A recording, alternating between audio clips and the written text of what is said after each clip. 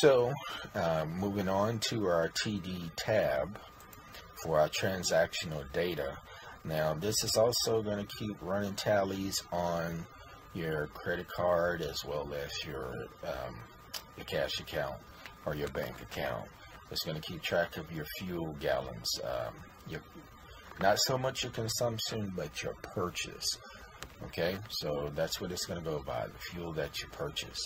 And one other quick note, just because we just did the exercise, you'll see here in this column P, it keeps track of the invoice associated with that load for a revenue transaction. So if you ever have to revert back to an invoice, you easily know that number is readily available on that same road transaction.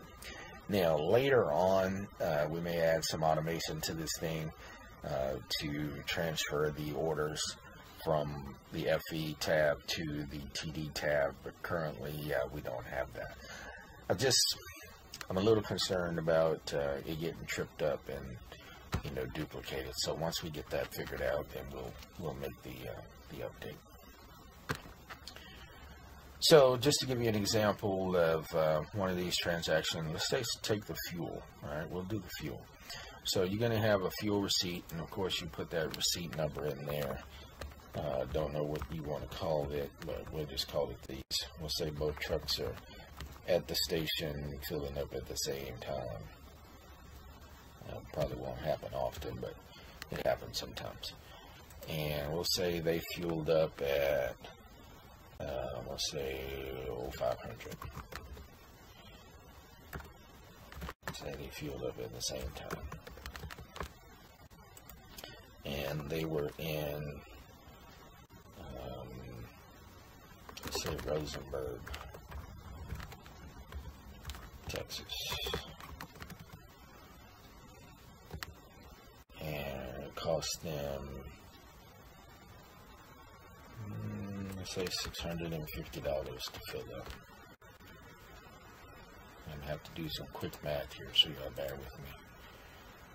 Based on the fuel average, so 650 divided by 4622, I think it was. So they got like 140 gallons. Okay, we're gonna say they used the credit card to buy it. So you see at first it took the money out of the cash thing, but once you select the card, it puts it back and takes it away from the credit card spend. So this is why it's key to make your selection here. Maybe I'll change this header title as well and change it to payment method or something like that. It might be more or less confusing. And then also read the note here about leaving a column blank if you're doing a reassign. Now, what a reassign is say you buy several items, and of those items, 4 of them are for maintenance, and 2 of them are for office supplies, and another 2 of them is SG&A, something that really just doesn't apply to the company's bottom line. Then you want to be able to break those out and put them in their respective buckets and not just leave them all in one or the other account, because really it wouldn't be a true assessment. So that's what that is for. Okay, so we're saying for $650 at 4.622 a gallon, we were able to get 140.631 gallons. So 140.631 gallons. Okay, and then we're gonna not have the receipt at that time, so we're gonna mark it as missing because the driver is out on the road. He's not here and willing to give you that.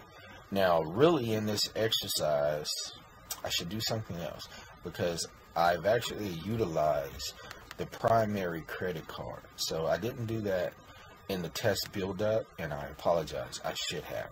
So I'm going to double back, and we're going to go into the commercial driver's information, and we're going to put in his credit card.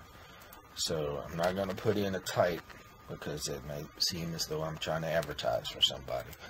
But we're just going to throw in some numbers, and I'm just going to say 4444 1111 6 or 888, and we're going to call this 2495 would be this driver.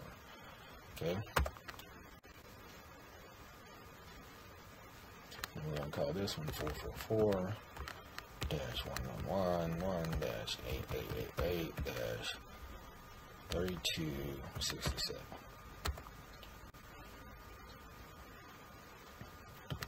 444-111-888-6012.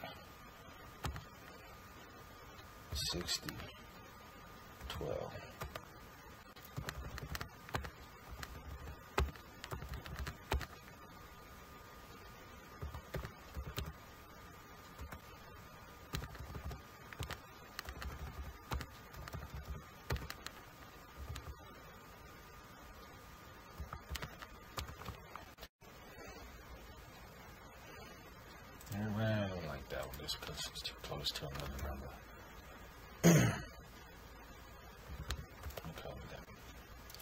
Okay, so now we have different credit card numbers that we can go in and select from. So let's go back to that, and we'll say for driver 1A, his credit card number ends in 2495. So we want to select that for him, 2495. So it's still unchanged in there. It's just so I can go back later and sort through the bucket to see which driver's card was actually used. Okay, so same on the gallons here, 140, 631, just saying they have the same size tanks. I don't know if they do or not. Well, we need to go by that and see, right? Because if they don't have the same tanks, then one driver should have less than the other. So we're going to go to the asset table, and we're going to go to driver number 1 and 2 and see what their tanks capacities are. Okay, so the first one can only hold 280 gallons. So they only got 140, so it's possible that they could use that. So we're going to leave it as that for now. We're not going to make something of nothing. We go back here, and this one is also going to be missing. Now, it doesn't show anything up here yet for the diesel. Okay, we are in the diesel category. Why doesn't it show? Well, we have it showing up, and it has to be refreshed in order for it to show up. And we had to do it this way so we can have a more viable way to distinguish between diesel and gasoline, but using the same columns. So it's actually updating in pivot tables in comparison to just a normal calculation. Okay, so we're going to refresh here, and then you'll see this data populate.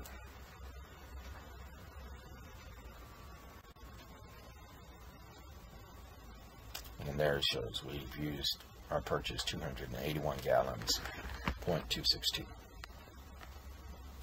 Okay, so let's go find our credit card transaction. This is where I want to tell you is key. I'm going to go in and put a transaction here on the presumption that I have the bank information in there. I think I have it as a widget card, but if I don't, I want to show you what happens. So let's say I make a transaction, and I'm trying to pay toward the credit card. That's what I'm trying to do to get payment to the credit card. So let's say I do this at 800. City is irrelevant because I'm doing it online. Let's say I pay $1,000 toward this card. Okay, so right now it's wondering where this $1,000 is going. It's showing that I'm taking it out of the cash, which I am, but I need to put it somewhere. I need to put it on a card. Now we want to ensure that this transaction processes correctly. So after putting in the $1,000 entry for the transaction, it poses as a debit, and it should, because you're debiting this available cash account, but you want to apply it as a credit to the available credit account. Now it hasn't done so because it doesn't know where to process that debit. Right now all it knows is it's supposed to debit the cash account, and it has. So two things. One, we need to have the institution name correct, which in this case I've listed here vendor name as default just for reference purposes. But my actual transaction or institution name for the transaction is widget card. But before I put it in widget card, I want to put in the credit card number so you can see what happens here. Okay, so I put in the number and watch this field here. So it takes that debit transaction of $1,000, puts it back in the available cash, and then applies an additional debit to the credit card, which is not the way we want that to happen. So it's critical that you put in the matching or corresponding vendor or institution name, which in my case is widget card, to where that transaction will process accordingly. Now you'll see, initially we started off at $8,700 with $10,100 in available cash after posting this transaction. Now when I tab out of this cell and apply widget card, you're going to see it move that money. It's going to adjust this available credit balance to $9,700 and this available cash to $10,100. That's the way it should work. Here goes. And voila, there you go. And that's what's supposed to happen. And then you're likely processing this payment online. So you select produce as your indicator for your record. And once you printed it and put it in your folder, you can come and mark it as validated. And that will ensure when you hand your paperwork over to your CPA, you know that that document is in there.